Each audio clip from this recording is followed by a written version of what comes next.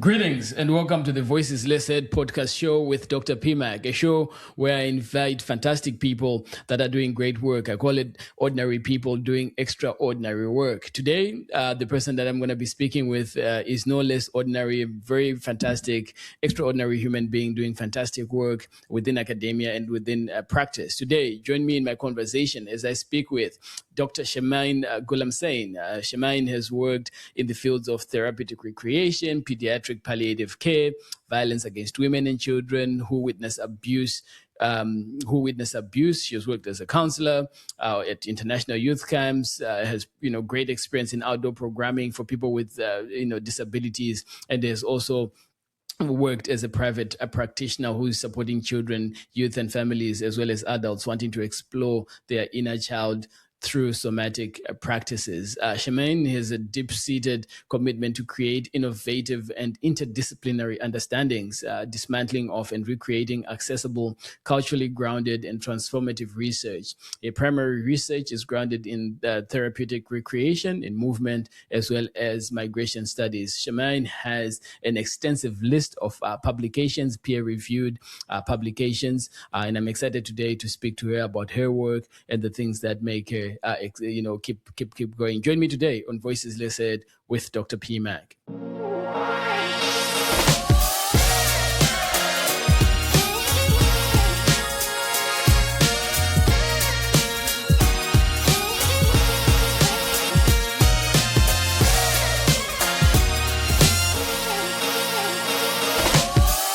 One of the things that I find interesting about you specifically is just the layers of work that you do, right? And so as I was doing my research, I was looking at your journey has taken you through therapeutic recreation, palliative care, violence against women, somatic practices, and it left me wondering what are the threads that connects all of these?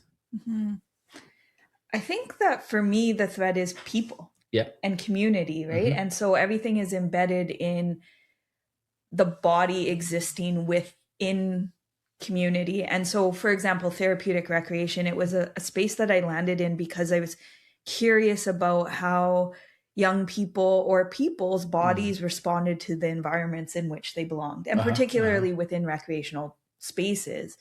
And it was through that I landed in pediatric palliative care, where we were thinking about end of life and how do young bodies experience shortened lives and that precarity in that. So for me, it's always been people, the essence of humanity and the purity of it. And I think one thing I constantly am thinking about is that compassionate understanding of the pure essence of a person. And that the responses that we have, or I have, or others have, is often a reflection of an experience. Makes sense. So maybe some of my listeners, or many of my listeners, will be like, "Oh, she said therapeutic recreation. What is that?" Great question. I mean, I wish I knew a full answer to it, but I think when I think about therapeutic recreation, what I think about that is using recreation, movement, physical activity in a way that helps us towards a well-being status that we desire, right? So if I can give a very basic example, it would be perhaps a young person who loses a limb to an accident, and how do we work with them in order to build up the strength in other ways, or build the tools necessary so that they can return to their activities of choice. On another lens, it's about thinking about, even from a mental health lens, where can we go out for a walk through a trail in order to help regulate ourselves. And is that contributing to the well-being of ourselves? And so it's using recreation as a tool to move towards better wellness or betterness. That's great. And I've not come across where therapeutic recreation has been. I mean, it's through my research of the work that you're doing. I was like, oh, this is a thing, right? So why do you think it has, sort of been unrecognized as a way of, providing healing? And I think it's called different things in different spaces. Okay, fair enough. So I started in recreation and leisure studies and went to therapeutic recreation because I particularly wanted to work with young people who had experienced or experiencing a disability. Right. So they might call them something else. I think it oftentimes recreational therapists are in geriatric facilities, right? So those ones that are doing the activities, or they move into occupational therapy. So that I feel like it's often a stepping stone. But when I did my degree in 2004, I started, graduated in 2009. Waterloo was the only university in Canada that had a therapeutic recreation degree itself. You could do a rec and leisure degree and then a year of subsequent work in other places. And now you'll see it in various universities and colleges across the country. So I do think it's growing. I think it's less known, or it is, maybe it's a lack of articulating it in a way that's accessible. But I would say in child and youth care, it is oftentimes non-existent. Good. And prior to starting our, formal sort of, recording, you and I were talking about just the experiences of migration, like, I was telling you my story and the things that I've had to do. And in your writing, you speak up, and even in your talks, you speak about beautifully complex sensations bodies experience. So can you help us understand what you mean by that? I think what I mean by that is that our bodies respond in these micro ways that aren't always noticed. So for example, when we talk about a story, what's the twinkle in your eye representing? Or do your fingertips go cold all of a sudden because there's an emotion connected, right? Or like all of a sudden you start twitching. What is that actually telling us? And those are those beautifully complex ones where they can tell a story on their own, but you have to be so attuned either to yourself or the person you're in connection with in order to recognize it, right? So what happens when all of a sudden, for example, we're sitting in a meeting or a classroom together and somebody that doesn't normally pick up a pencil and twirl it starts doing that? What story? Hold up. So now I'm like, okay, so all these times I've been sitting in meetings with you, you've been sussing out the room and the tables and seeing who's doing what, right? Oh my word. But there's something beautiful in that, because you can only read those if you have a relationship with the person. Right? Like, that makes sense. You can't, otherwise you're making huge assumptions. And I think that's where somatic work becomes really problematic, is that when we assume that your head nod means the same thing as my head nod. Okay. All right. No, I get it. Right? I get it. Now, look, you have me thinking back in all the meetings together and all the kind of... I was like, well, we always sit on the same side, so... Word. And so some of the work that you have done as well, in particular your primary research, focuses on creating spaces for Muslim immigrants to unpack migration narratives through recreation. So would you care enough to share what does that space actually look like in practice, and what has surprised you most about what emerges when people are given that freedom? So if I was to describe the space, it's oftentimes where we have a community room or, a shared space, and we'll start with a meal, always a meal. I love it. And we, over that meal, we engage in conversation, but we also have side activities. So what I call collaborative poetry. And what that looks like is that there is posters on the wall with prompts. So for example, when you think of the word recreation, what comes to mind? And there'll be sticky notes around the room. And on those sticky notes, we encourage you to respond through either a word, a phrase, or a sentence. And then we take everyone's responses and we don't change their words. We just order them in a poetic way. Right. And so during that process, then you have what I guess in an academic sense, data. Right. We have these stories. And then, but then following that, we create art spaces. And so we have paints and collage materials and you name it, we'll try and bring it in. And they start to articulate their experiences through art forms and in conversation. So that's kind of how I've seen that work play out. And so what I mean by exploring it through recreation is that we're using recreational tools such as poetry and art to unpack lived experiences in recreational spaces, thinking about like things like swimming pools and arenas and all of that. So it's kind of a layering of recreation in and of itself. When you asked about what surprised me the most about my research, I would have to say is that I never got to the recreation. Oh, really? I don't feel like we made sense of the lived experiences in recreation because for many of the people, community members that came and the interlocutors, is that it was the first time they got to express their identity politics in a way of unpacking them. Yeah. And so we got stuck in that process. Wow. Right? We got stuck in what does it mean to come from a culture where, for example, you can't freely go swimming if you're a female. You have to think about all the things and the modesty and the folks that are around. Or I remember one person telling me this beautiful story of how she wanted to cycle, and her and her partner, her husband, had to create particular paths so that they wouldn't be cycling across police stations. Oh. Because she wasn't allowed as a female to be doing that activity in the clothing that she wanted. That is safe to do. And so all of those pieces were secondary to the unpacking of what does it mean to be an immigrant?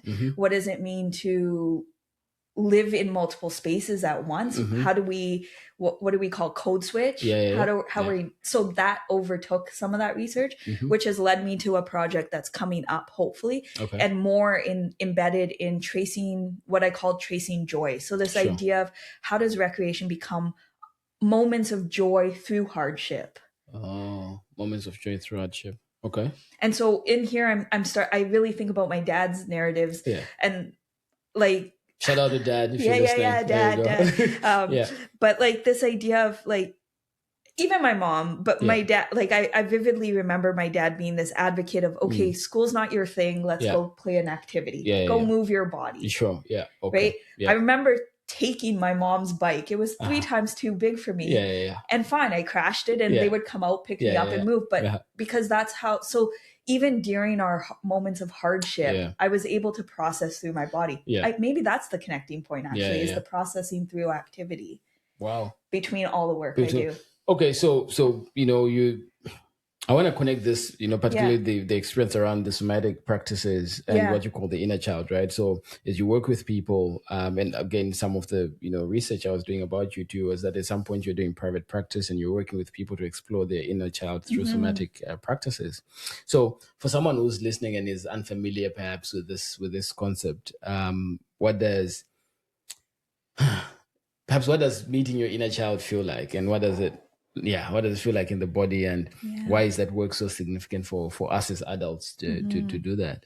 I don't know that I could describe what it feels like, because I think it varies for each person. I think it depends on the stories that live in your body, right? And so for me, one of the things that I find with inner child work that's super fascinating is that there's memories that are often untouched.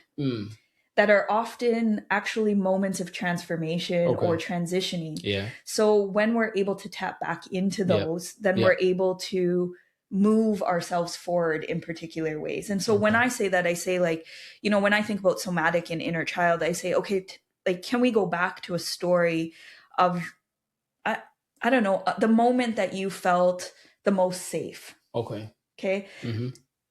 Tell me what your body felt like in that moment. Don't tell me the story necessarily. Tell me what your body experienced. So was there all of a sudden a warming of your core side, or all of a sudden did, like, you start sweating? What was the somatic? And then when was there another time that you maybe felt that? And so can we start to name when that that young person existed at its core and at its most pure?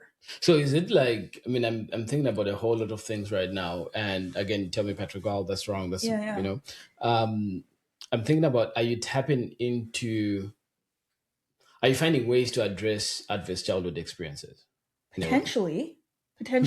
I think it depends on what that person is seeking. Right. So if it's like, perhaps it's a developmental thing. So there could be like, when in my life did I experience a moment of trauma or adversity? And how has that helped me become who I am today? Or when was there a moment of pure joy? I use that word a lot. Or a moment of, wow, this is what I want for my future. So it's not always adverse, right? For example, for me, like the moment I step on the ice and I put my skates on, there's something that feels just peaceful.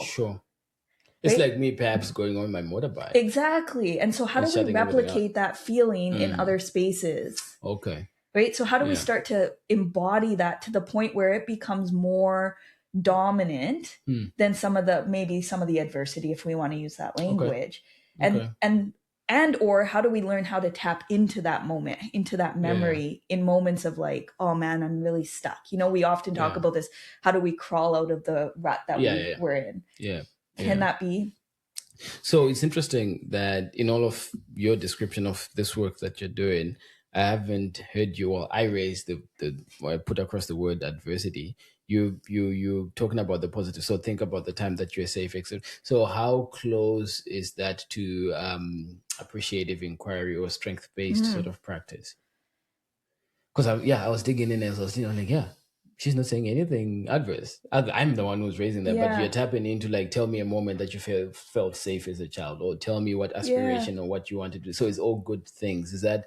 I think because we unfortunately are living in a context in a society where we often think about deficits and adversity, and in a therapeutic space, why not flip the script? Yeah. Right? Why not embed ourselves in the joys, in the positivities? You see why I like hanging around with you at work, like in community too, because it's the joys that you're always looking out for, right? And I think it's funny because it's not funny. Like it's this idea that that's what keeps us going. True. Yeah. Right. Yeah. That's a good point. Yeah. If you think about a future that is positive, then you kind of have to let go of the other stuff. But I also think it comes back to what I was saying like very early on, is that how do we become compassionate to the lived experiences of those that might have adversity? And so, okay, can I see beyond your adversity? And if I can do that for you, why not do it for myself? Yeah. And that's where that comes from, right? Is if I'm a youth worker and I'm saying, you know what, yes, you've experienced XYZ and things are tough and school's not going well and maybe home life isn't great, but you want to do this one project, let's do that and let's focus on that. If I can do it with the young people I work with, I need to do it with myself. Yeah. I mean, I so love this. And as I think about it, I think of my, friends and close, people that would benefit a lot from this positive sort of narrative that they can use to, approach life, right? I have friends sometimes that I hesitate to call because the minute I pick up the phone, oh my gosh, this is not working. This is not working. This is not working. But I really like how you're unpacking that. And so thinking about us living in a world where there's so many things that can go wrong. I mean, I always argue not argue, but say that we're in a poly crisis. Of course, I think we are in, right? So there's so many things going wrong there. And so you argue that people seek belonging through recreational and leisure pursuits, right? But then we also live in a world that treats recreation as a luxury. Absolutely. Now, how do you make the case that freely chosen activity is actually a fundamental, perhaps, human need? Yeah. I think we take it back to the basics. Okay.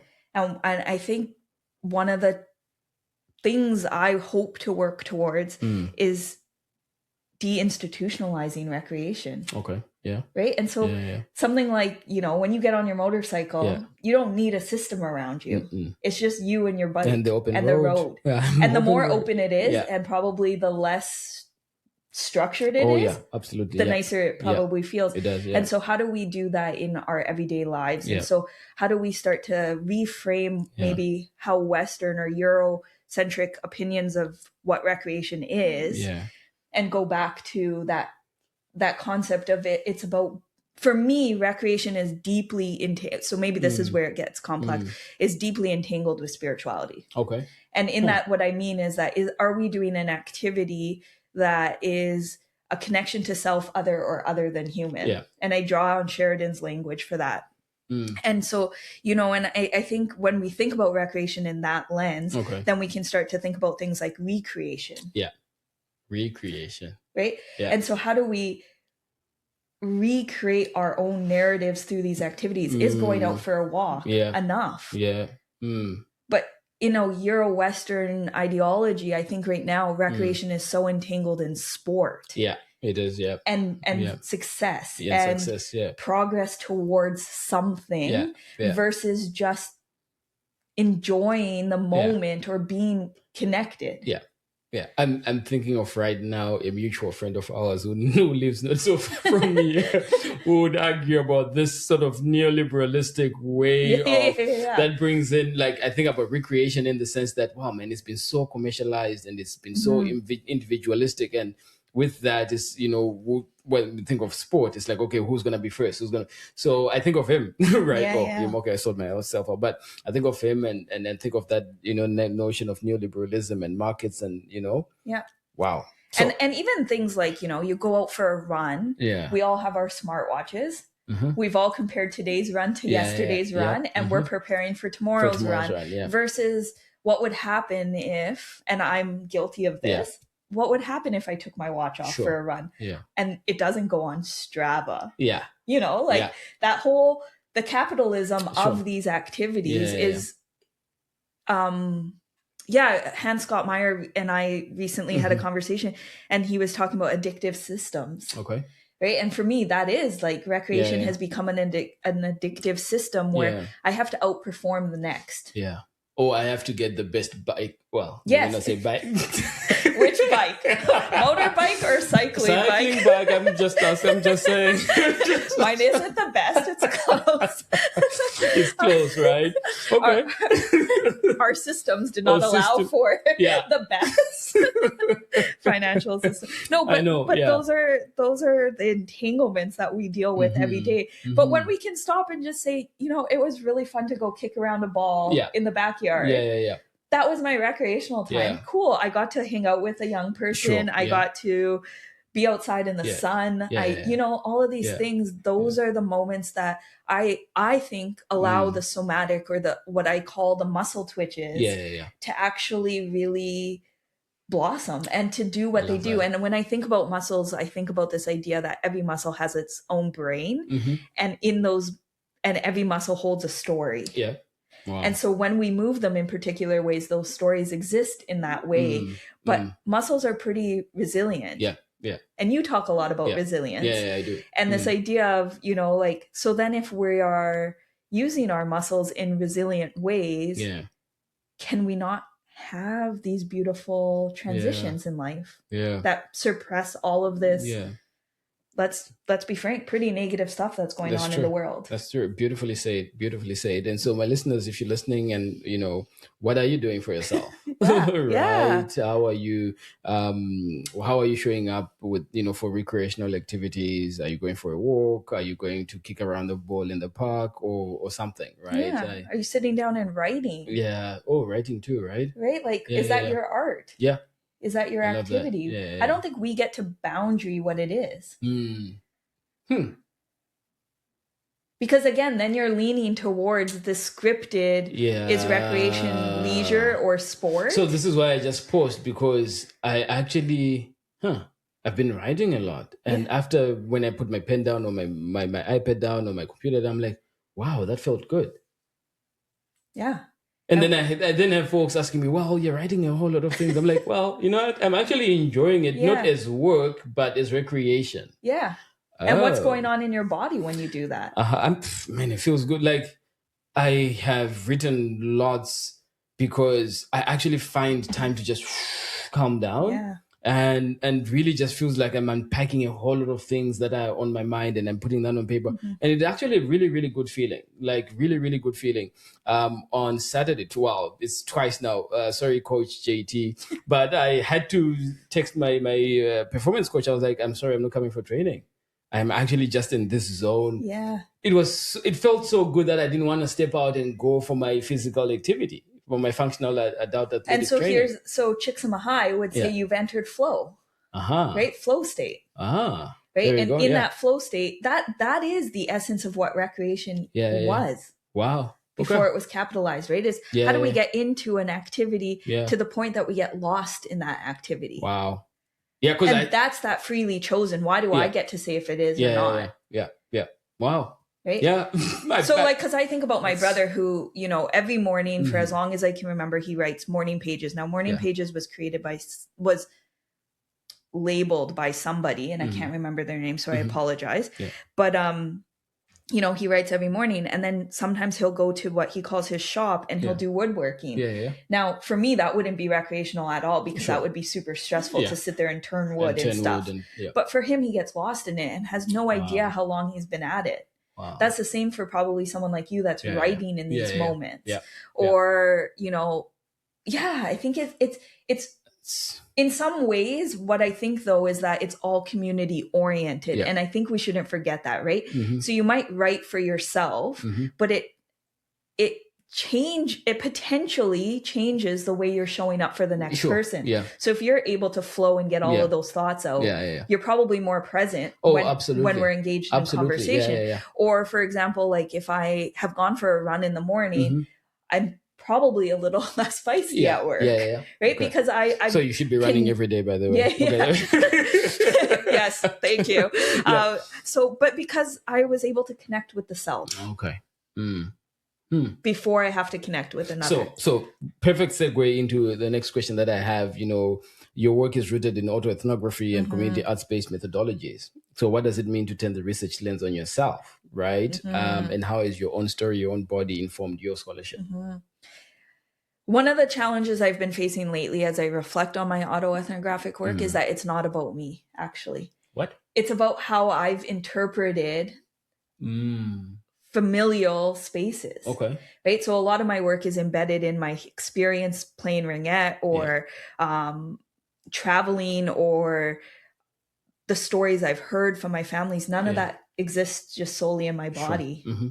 So is it truly autoethnographic? And can we ever get to pure, true, like autoethnographic? Or is one of the things that accidentally happened, and I would have to go back and read my own work, is that I decided to put brackets around the self to make sense of something, which I think is really important. I think we need to bracket ourselves sometimes. But it's all embedded in the lived experiences I've had within my family unit. And my family unit extends out to my community, right? Because the foundation, or how I understand the world, is through my upbringing as a Shia Ismaili Muslim.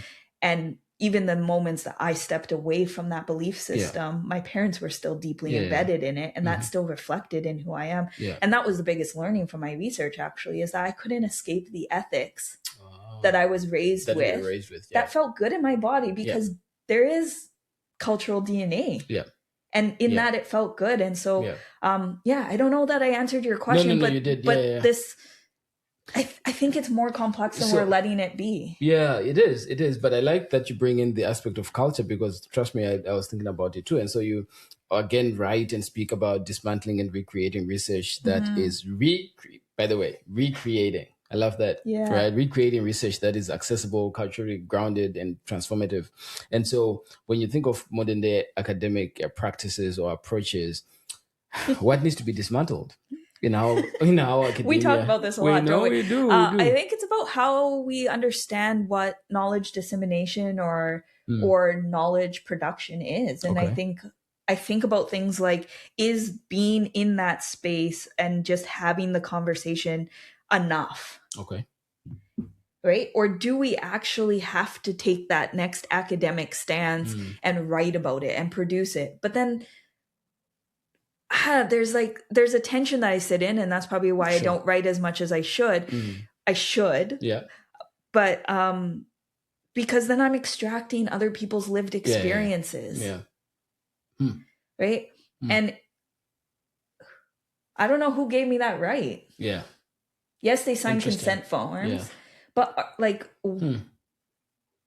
don't know. There's a tension there. And I think maybe that's why I leaned on autoethnography a little bit, is how I feel okay with extracting my own stories from a particular lens, knowing that it might not be the same story for my brother who grew up in the same home, or my parents' understanding, or all of those things. But in that sense, I can do that. I feel like art allows me to navigate that a little bit, because I don't have to interpret their art, or I don't have to analyze it. That's up to the community who sees that art. And that's why like showcases or those kind of pieces are really something I enjoy. I think it allows, and it also means that the interlocutors or the community members are able to sit with their art in community and have their own voice. And so I think that that's part of it. That's so interesting, right? Because when you talk about autoethnography, that's the approach that I've taken in my own life and in my own writing, right? That so when I say that I'm actually enjoying writing, I'm writing about experiences that I've gone through, right? Because like you, I feel that what right do I have to write about other people's experiences? Like who is, of course, outside maybe consent forms, etc. It just doesn't sit well for me, right? And so when I think about my children's book series, again, it's something that we are living through. So it's, I remember the first book when I was, again, thinking about, is it fiction or is it a nonfiction, right? So you get into, you're trying to publish. I was like, no, this is not fiction. This is stuff that we're going through, right? And so the children's book, the Ubuntu I Am, because we are children's book series, is nonfiction. And I think of my memoir, gosh, again, leaning into my own experiences. And then the latest book that I'm working on, that you're going to be a part of, helping us launch in a couple of months. Heavy. Right? It's again, when you said like, how do I feel? Like I feel, warm and happy. I'm in a happy space. I'm flowing, I'm writing. But I think what's making me happy is that I'm thinking and believing of my own experiences.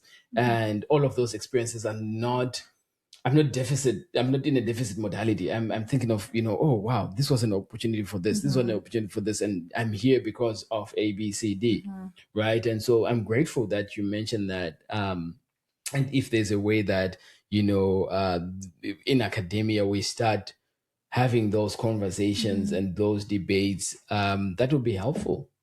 Yeah. And I think one of the things we do have to remember, though, is that in autoethnography, you are creating opportunities for other stories to exist. Yeah. Right. So it doesn't. Yeah. And I think that was the one thing that my supervisor, Dr. Daniel Scott, always reminded me of, is like, why would this matter to the person that's going to pick it up?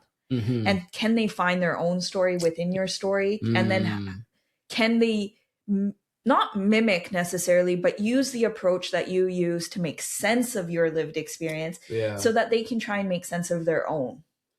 Right? Let's just pause a minute.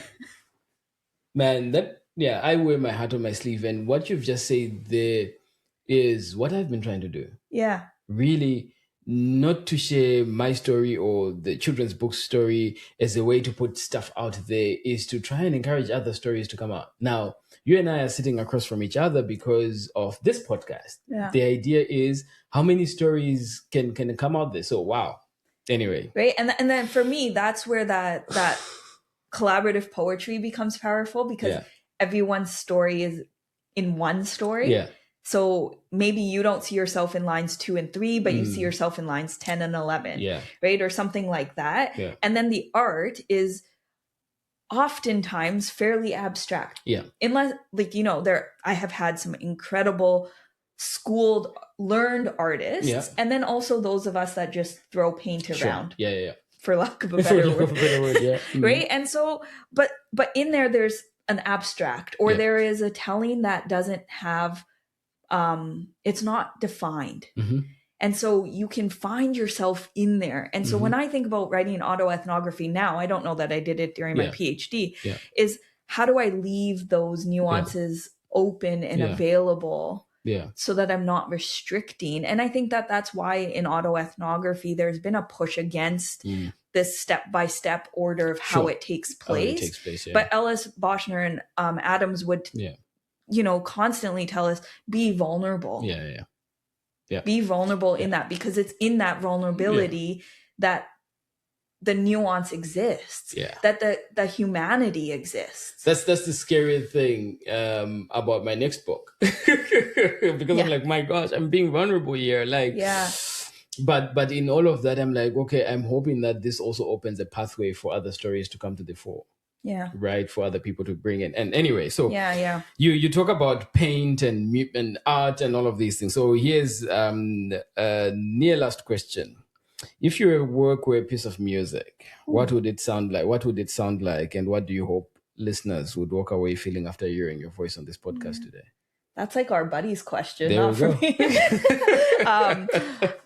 I would hope that there's a warm tone to it with a subtle spark. And so what I mean by spark is like those awkward, off-key notes. Okay. Yeah. And I think why I think about that is it's because those are the moments of transition or transformation. And so the warmness is the joys and the feelings that come with knowing that you're moving forward and that there is good ahead of us, whether we can see it or feel it or not.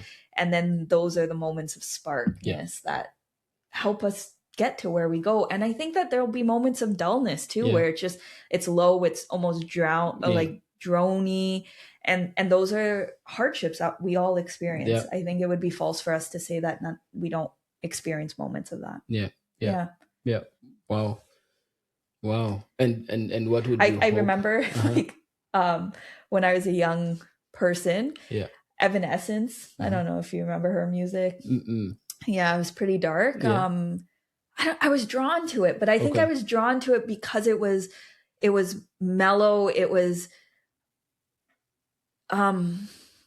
wasn't quite hopeful, but you could feel that there might be a sense of hope in that darkness. So that's like kind of when you're like, I haven't thought about Evanescence in God knows how long, but today.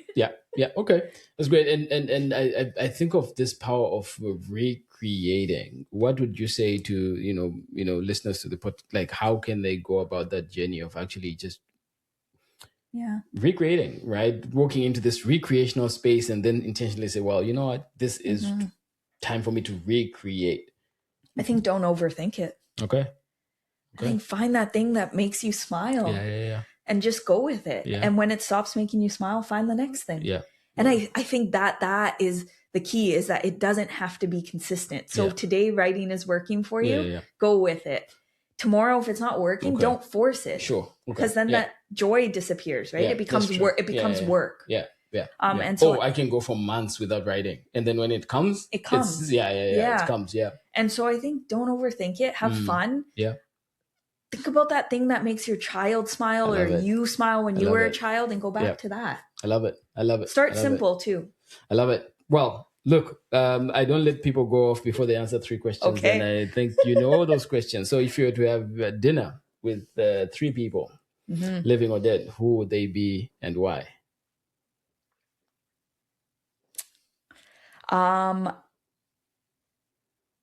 It's a cheap answer, but my dad would be at the table. Cool. I think coming from the cultures that we come from, you know, there's so many stories that are untold. And so over dinner, it's a space where we can sit and share that.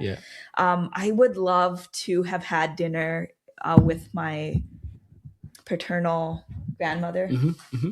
There are so many stories about how I might be similar to her. And just to have that, I think would have been really lovely. So it's all family for me. And then I think if I could, it would actually be a random person. The third one would be a random person I don't know that someone suggests. And so it would be an open invitation. And I think for that, because of the curiosity of just not knowing who we don't know. Wow. Those would be my No one has ever given that answer before. No one's allowed to give it again. Fantastic. Thanks, Dr. G. Like, you're really, really amazing person. I love just how you talk about sort of healing and wellness, and, you're such a community-minded person. And thank you for the gift that you are to the scholarly community, to broader community, and to all of us. And so flowers to you for all the work that you're doing. Well, thank you. And thanks for doing this podcast. Awesome. Thank you. Thank you for listening to the Voices Listed podcast with Dr. P. Mac. I hope you enjoyed insights that came out of this conversation. Keep your notifications on. Our next episode will be dropping soon.